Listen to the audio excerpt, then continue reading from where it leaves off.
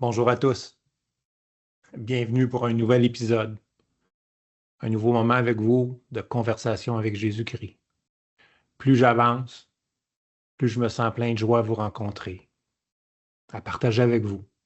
C'est un bonheur extrême d'être avec vous ce matin. J'espère que vous allez apprécier.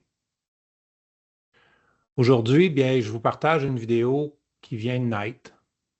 Elle va faire partie de la série fondamentale. C'est un engagement d'humilité et de sincérité envers vous que je fais. Je ressens l'élan de vous parler du souffle du Christ, mais aujourd'hui de vous parler aussi du souffle, du petit souffle, du serpent. Pas parce que je suis au-dessus du serpent, mais bien parce que je ne suis pas à l'abri du serpent. Je dois être vigilant à chaque minute, à chaque pensée, à chaque parole que je vous dis. Je dois m'assurer d'avoir la bonne distinction. Donc aujourd'hui, je vous partage comment je fais cette distinction-là entre le souffle du Christ et le souffle du serpent. J'entends parfois une voix intérieure me dire « Denis, ajuste ton langage, crée le lien, bâtis une relation avec ton audience. Avant de parler trop franchement, vas-y doucement. » C'est la voix que j'ai entendue aujourd'hui. Et à ce moment-là, bien, je me pose la question. Est-ce là le souffle du Christ ou celui du serpent? Et voici comment j'avance, comment je chemine lorsque cette question-là survient. Dans Matthieu, chapitre 10, verset 16, Jésus dit « Sois rusé comme le serpent et sois pur comme la colombe. » Bien, Jésus ne méprise jamais la sagesse.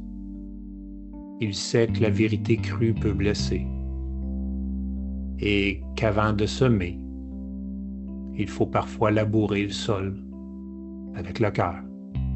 Alors oui, parfois, le Christ m'invite à ajuster mon langage, non pas pour me taire, mais pour aimer avant d'enseigner, pour honorer le rythme de l'autre et probablement pour honorer le mien. Il le faisait lui-même. Il le faisait avec la Samaritaine, avec les pharisiens, avec les enfants. Jamais le même ton, mais toujours la même lumière. Mais il existe un souffle plus subtil. Celui-ci me dit « Attention, ajuste-toi. Ça se peut que les gens ne soient pas prêts. Ça se peut que les gens te rejettent, Denis. Tais-toi. C'est plus sage comme ça. » Et lorsque le souffle arrive avec cette énergie, eh bien là, je le sais. C'est plus de la sagesse. C'est de la peur. Et la peur, bien, c'est le langage du serpent. C'est tout. Alors je l'écoute. Je discerne. Et moi, bien, je choisis de parler. Aucunement pour convaincre, mais parce que je veux rester fidèle à celui qui m'habite. Parce qu'aujourd'hui, je marche avec lui et je vous parle avec amour pour être vrai. J'ai envie de terminer avec un verset d'Isaïe. Il évoque dans le subtil la guidance du Christ.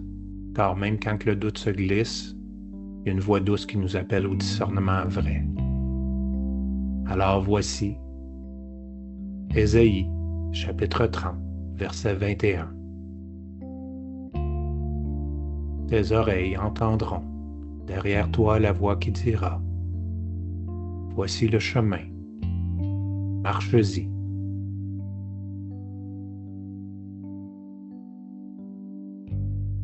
Je vous remercie de votre confiance, de votre présence, de votre attention, et que ce discernement-là prenne racine en vous. C'est en chacun de nous qu'on peut faire le grand changement. Puis je ressens que je ne suis pas ici pour répéter ce qui a été dit, mais pour révéler la flamme vive en dedans de moi aujourd'hui. Oui, le Christ est ma fondation, Oui, il m'invite à marcher plus loin, à devenir témoin du prolongement de son souffle. Je le fais afin d'atteindre les âmes. Ma voix n'est pas la sienne. Elle est traversée par lui, par contre. Merci encore de votre présence. Je vous invite à commenter les vidéos au bas. J'ai réellement envie de vous lire, j'ai envie de vous écouter. Je le sais que vos commentaires vont modifier mon contenu. Ça va modifier ce que j'ai à présenter. La vidéo d'aujourd'hui a été créée par une seule conversation qui a créé tout cet espace-là. Merci à mon ami aujourd'hui d'avoir permis la naissance de cette vidéo-là. Et continuons notre chemin dans le discernement.